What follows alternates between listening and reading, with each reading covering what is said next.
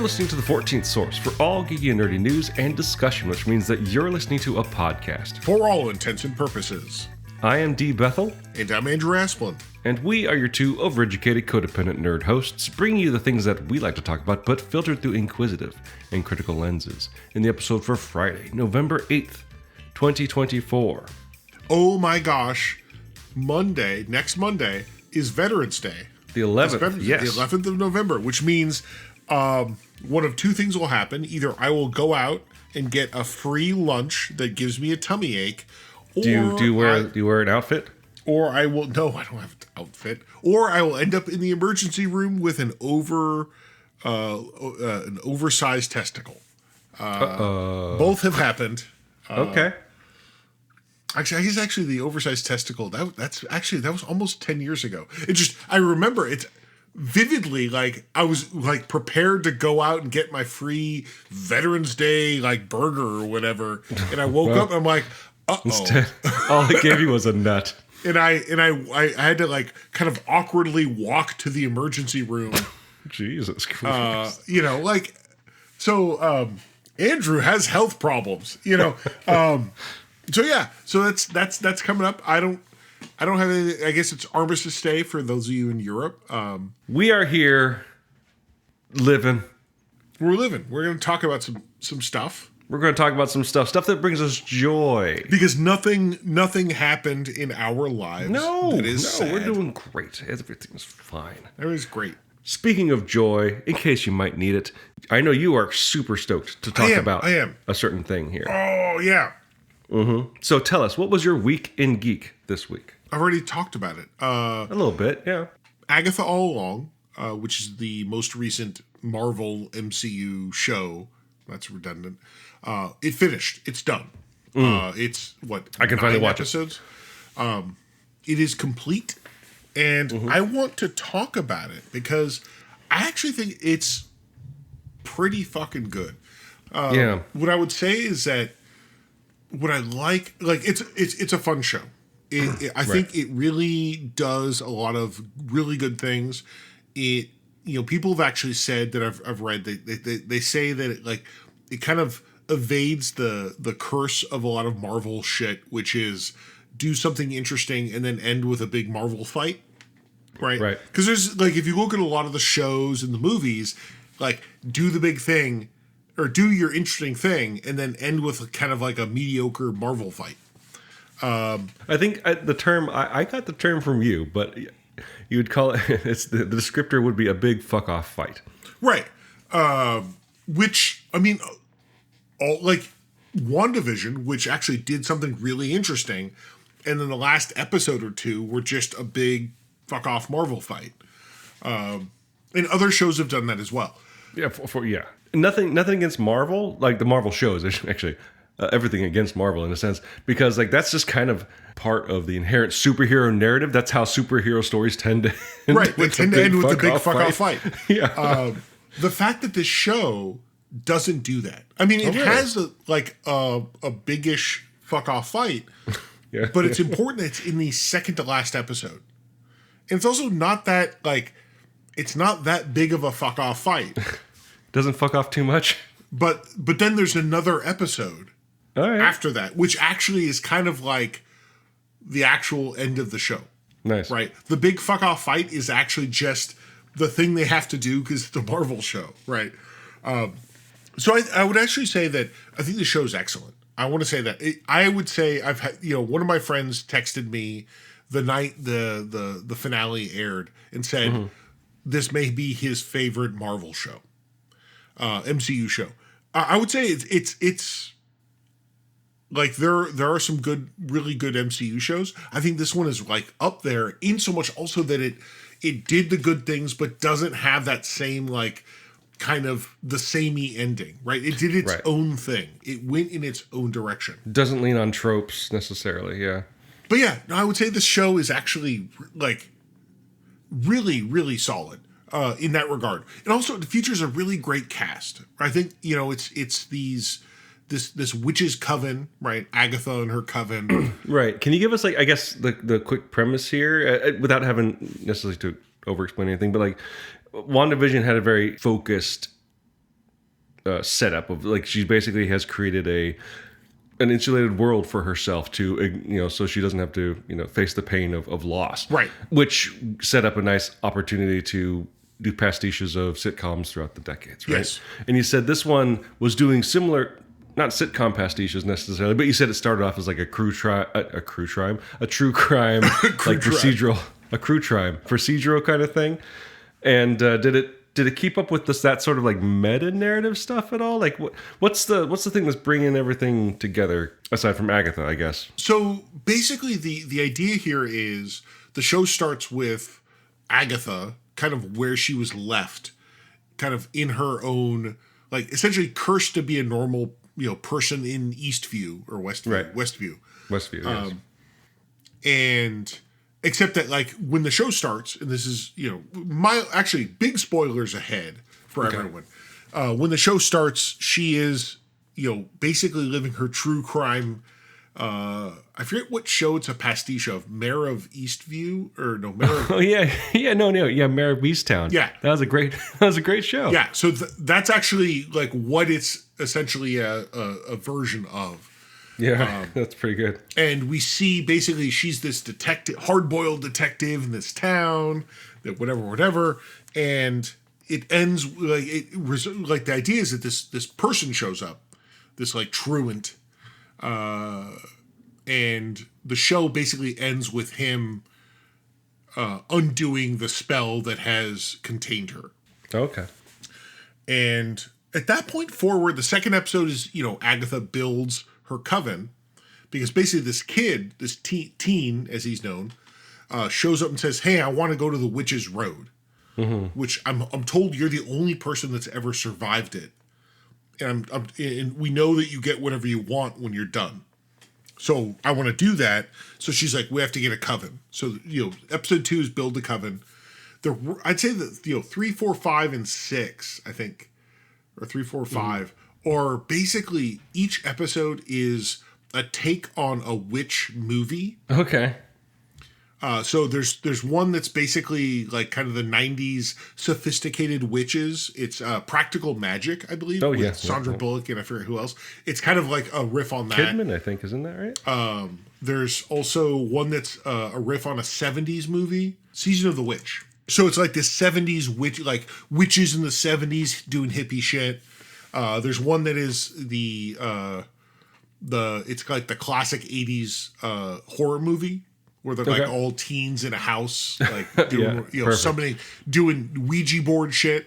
Yep. So a lot of the episode, and actually later in the season, they do the episode that is basically them doing all the pastiche Disney witches, which is, you may have seen like the screenshot of Catherine Hahn as the Wicked Witch of the West, and there's Joe someone Locke dressed up as Maleficent and stuff like that. Yeah.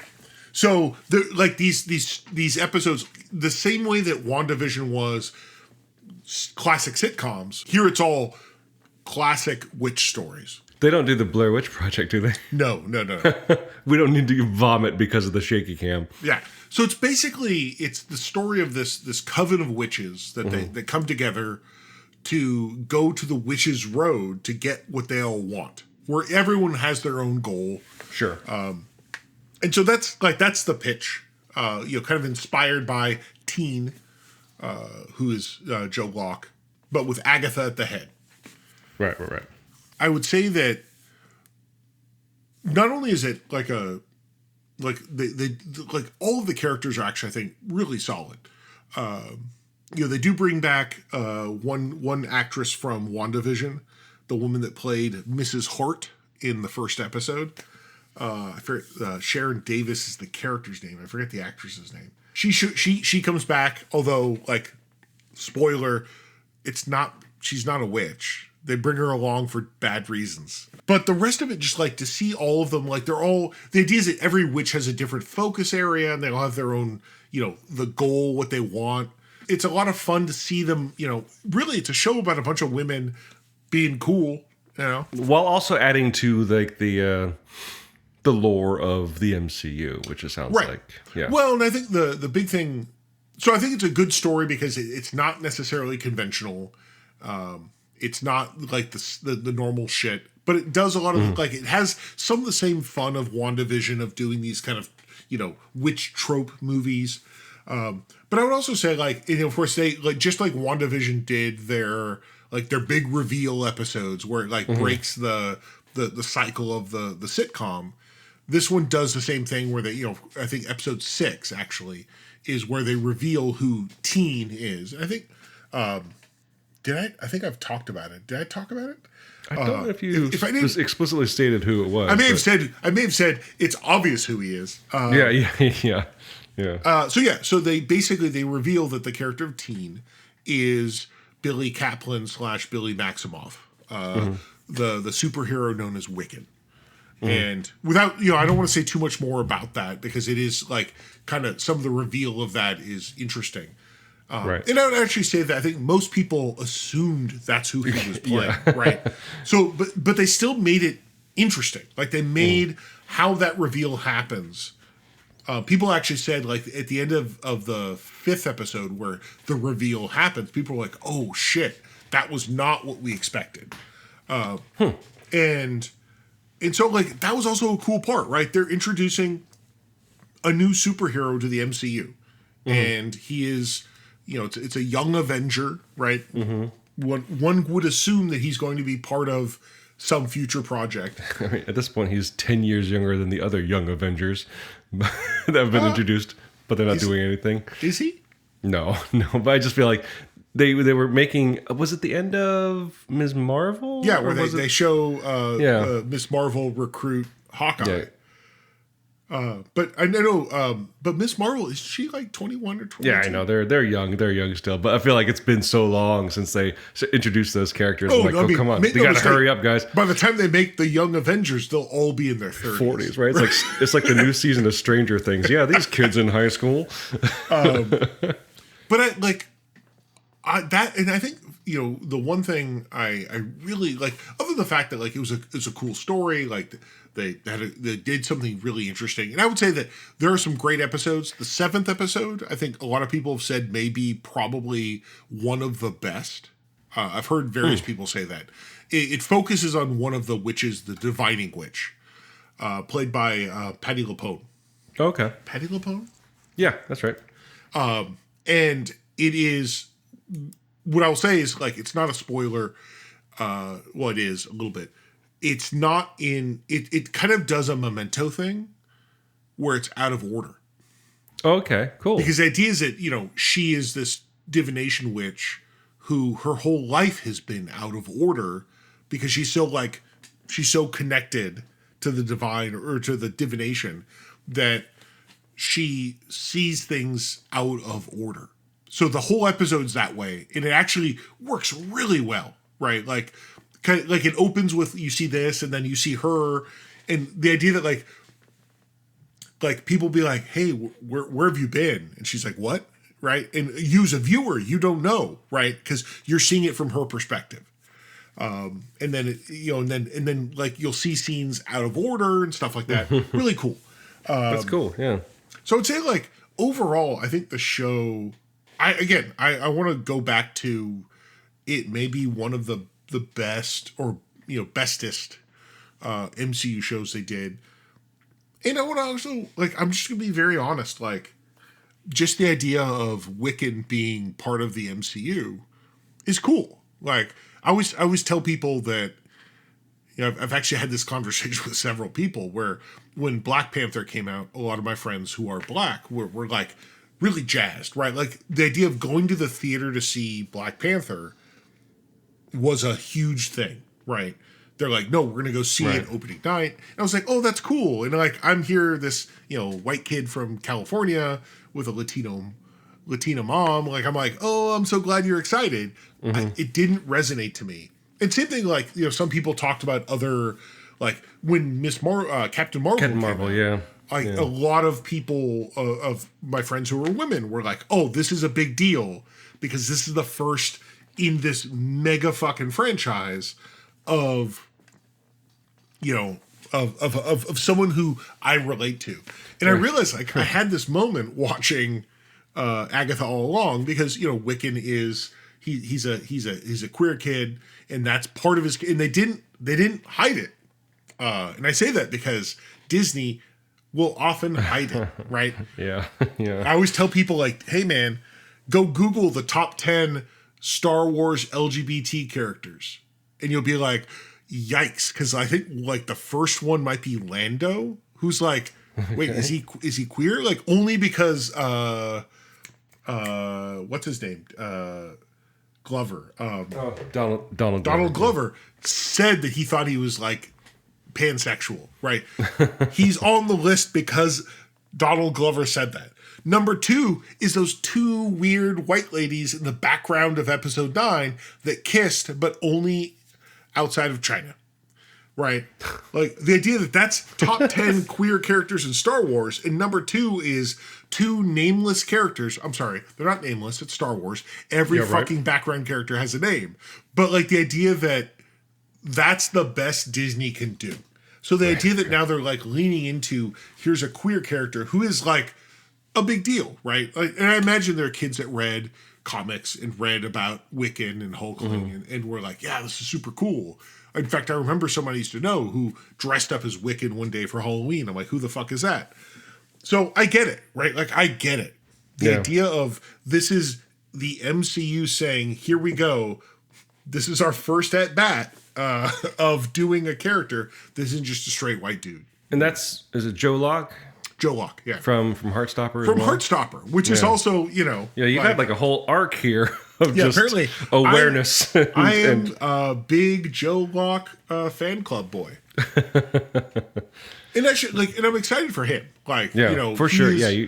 What I love about the fact that he's a giant Marvel fan. Like, you know, he talks about growing up in the Isle of Man. He's a Manx man, which I looked that up earlier, from the Isle of Man. And he said, like, there's nothing to do there but go to the movie theater. So as a kid, he watched all the Marvel movies. So there's also something kind of cool about a kid growing up watching these movies. And now, like, he said he's basically like a good sort of pair with Iman Vellani, the Ms. Marvel. Right, because she's also a super nerd, Yeah, she's also super into it. So yeah, let them loose. We'll see how that works out. I'm hoping, again, this is why I'm like, Young Avengers now. Like, before they all become mid-age Avengers. And before they get too jaded, right?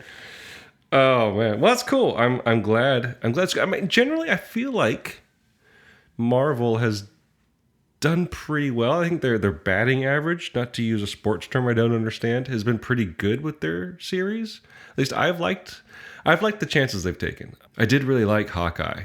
I liked Ms. Marvel was incredible.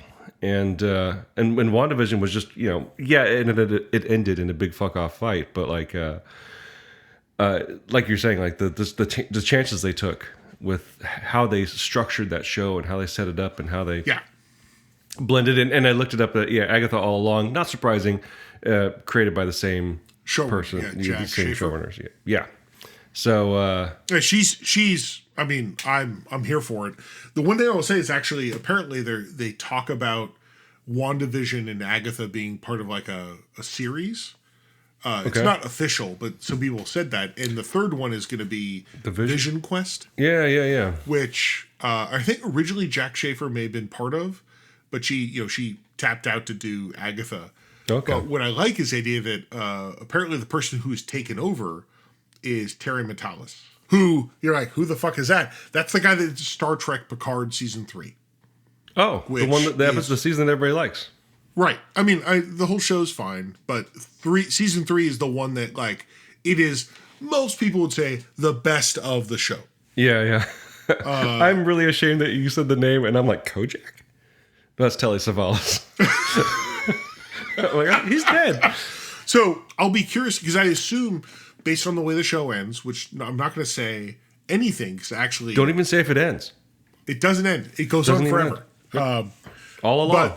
But I do, like, I hope that whatever they do for Vision Quest, which is not the name, that's the working title. Okay. I do hope that they involve what happens in this show.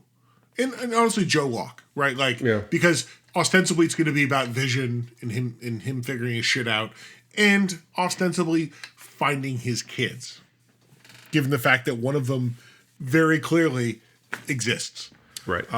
So, yeah, like I had a wonderful time with this show. I really like it. I've actually part of me wants to watch it again. Right. It's only been like 2 weeks since it ended. Right. And I'm like, all right, cue it up again. Did you notice any? Did they do what they did in WandaVision? Did they play with music at all? Oh, are you fucking with me? I'm asking a question, bro. Sorry. Yes, at home my partner jokes that I am single-handedly striving to put the songs from from Agatha All Along in the number one slot. So they brought back the same composers as WandaVision. Actually, it's all the same composers, but importantly, what I'm referring to is the song composer, which is the theme song composers, the Lopez and Lopez, the folks that did Frozen. Oh, okay. Well, yeah. Right, Let It Go. Indeed. So they did the WandaVision themes, and also Agatha All Along from WandaVision, and they also did the song from Agatha All Along, which is the Ballad of the Witch's Road. Gotcha. For which there are, I think, 6 different versions. Oh, wow. Okay. And it's actually, what I would say about that is, it's, if you watch the show, like the first episode opens, the theme song for the true crime show you're watching is in fact one of the versions of the song. The second episode introduces the chant version, and then more versions come out as the show goes on. But actually it works because not only is it like, it's a bop, like I have 6 different versions on my iPhone, but also it ties into the narrative. Not only like one of the characters is directly tied to it, actually 2 or it is an important part of the story. It's not just a song. To the point where by the end you're like, oh wow, this song was important.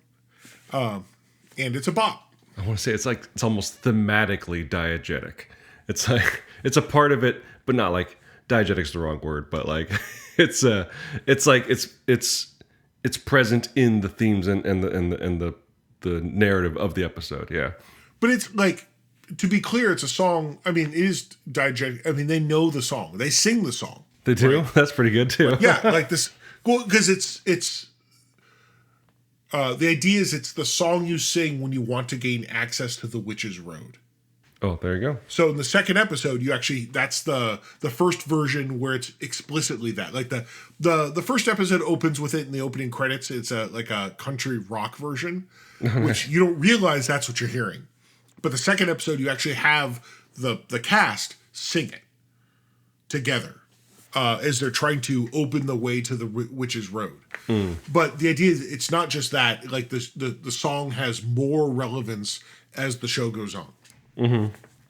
Which is like, it's fun. Like that's a fun thing to do. Like you have these Academy Award winning composers, the people that wrote the song that every parent in the 2010s hated because every fucking kid was like, let it go, whatever. Like it was a song every kid sang. They now wrote a new song that every kid, and by every kid I mean me, sings all the time. Every kid that might be in their 40s. That might be in their 40s. Singing Down the Witch's Road. Right. Yeah, there you go. So I mean, ironically, the last major bop we got from a TV show, well, it's probably WandaVision, but thematically connected there was toss a coin to The Witcher. Right. So what I'm saying is witches seem to bring the bops. They do, because they're musically impressive. I don't know. Indeed. So I would say is that it's a good show. It's a good show. Good show. Good. Recommend it. I mean, that's my thing that makes me happy. Indeed, and the world. Something that has been making you happy for weeks. You've been champing at the bit to talk about this show, and I'm glad you finally got to. I have. If you, dear listeners, have any thoughts about the topic we discussed this week, feel free to leave your thoughts as comments on the page for this episode at forallintents.net. You can also post your comments or engage in conversations with other listeners on our Facebook page. You can find us on other social media as well, specifically the places that Andrew and I frequent, which is definitely not going to be on Twitter. You can find me on Instagram at dbethelcomics, and you can find Andrew on Mastodon at profounddark@dice.camp. I mean, I like to remind people that X is only for pornography. You do. I feel like we need like a little jingle over that. X is only for pornography. While you're at our website at forallintents.net, you can also take a look at our YouTube page, which you can find by clicking on the link in the corner that says YouTube. There you'll find the show simulcast in YouTube. If you do listen to the show on YouTube, please like and subscribe, or as the kids like to say, ring that bell. We use 2 tracks of music for our show. One is called Disco Medusi, the other is called District 4. Both written and performed by Kevin MacLeod, the Clan MacLeod, immortal swordsman, graph paper enthusiast, and musician extraordinaire. You can find his music and more at incompetech.filmmusic.io. That's all licensed under the Creative Commons 4.0 Attribution License. If you'd like the show and like to help us out, the best way to do so would be to subscribe to the show using whichever podcasting service you happen to use. What would help us out even more, though, would be to leave some sort of review, whether a text review or using their proprietary metric will help spread the word to new potential listeners through the magic of algorithms.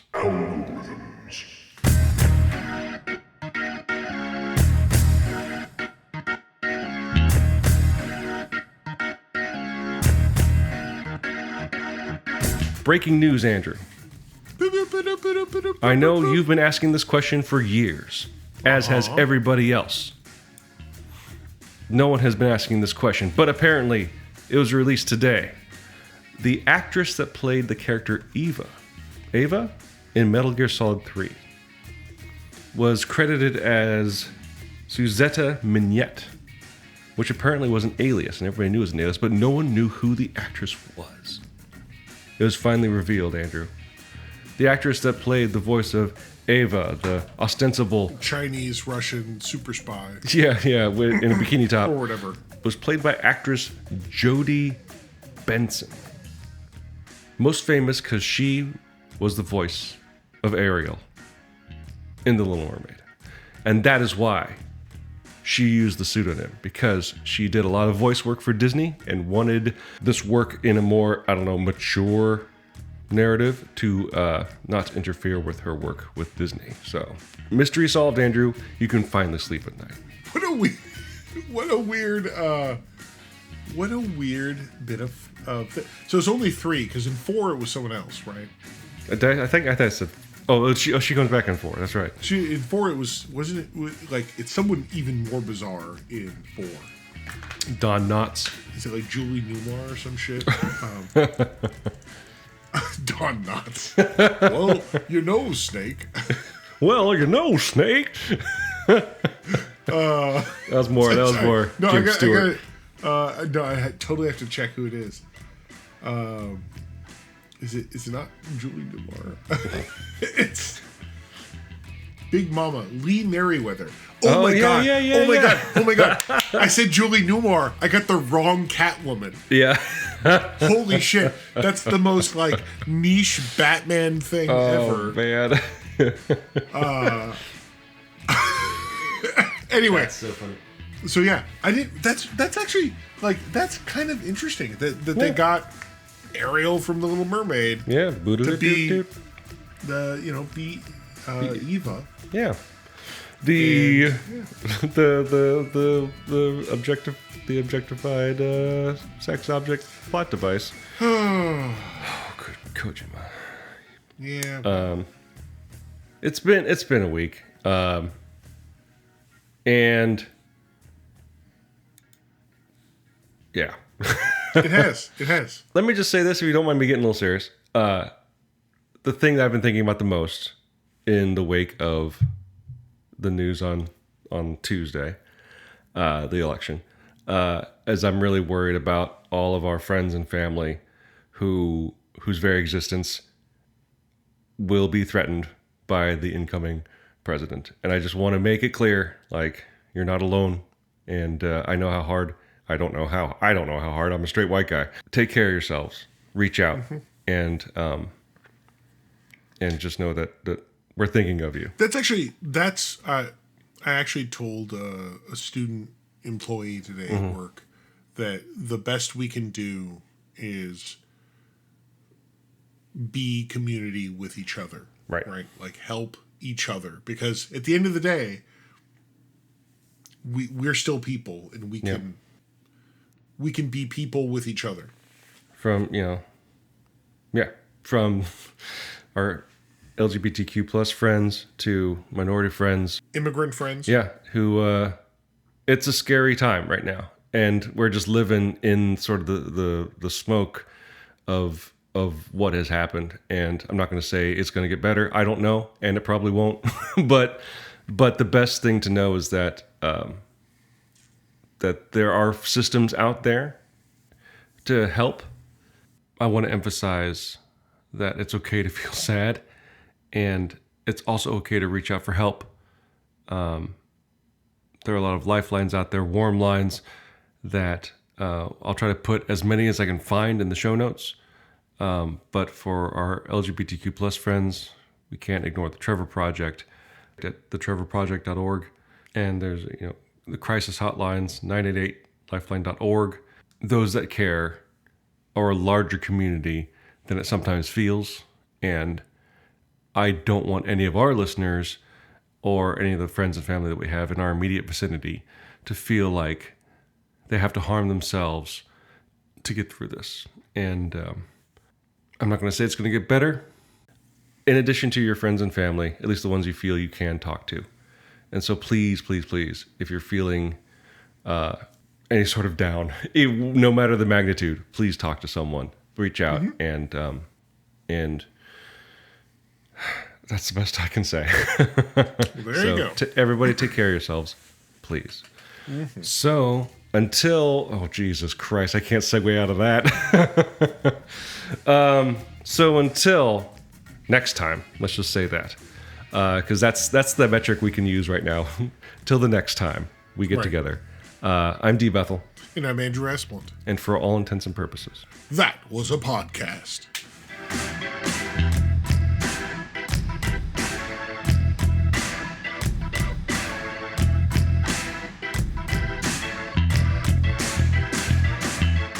Excuse me, I'm getting a call. I'm really anxious that I can now hear the ringtone of my phone, and it's not stopping. It may go for the rest of the episode. Oh boy. Anyway, that is a rogue staple on my desk. Okay. Rogue staple. I love that Star Wars movie. No, I tried to type something and I had the wrong window. Apparently, you typed stop recording. Yeah, no, I typed, or I hit the key that stopped recording. Dan Ketchup. Okay. Oh wait, intruder. Intruder alerts. Your homosexuality has been identified. Oh, I don't know how do you pronounce the A with a circle on it over it? That's like Norse. It sounds like Thor. I'm finally going to put some shit on my walls this weekend. By shit, I mean prints and posters. Just to smear not excrement. Human feces all over your wall. Why not? Nothing matters. You know what? It's the fucking time for that. And I thought you said open the door and then he turned the knob. No, I said unlocked the door. Okay, fair enough. And then turn that. You can check the tape. Maybe I said it wrong. It's fucking recorded. That was the new episode of CRUE TRIME.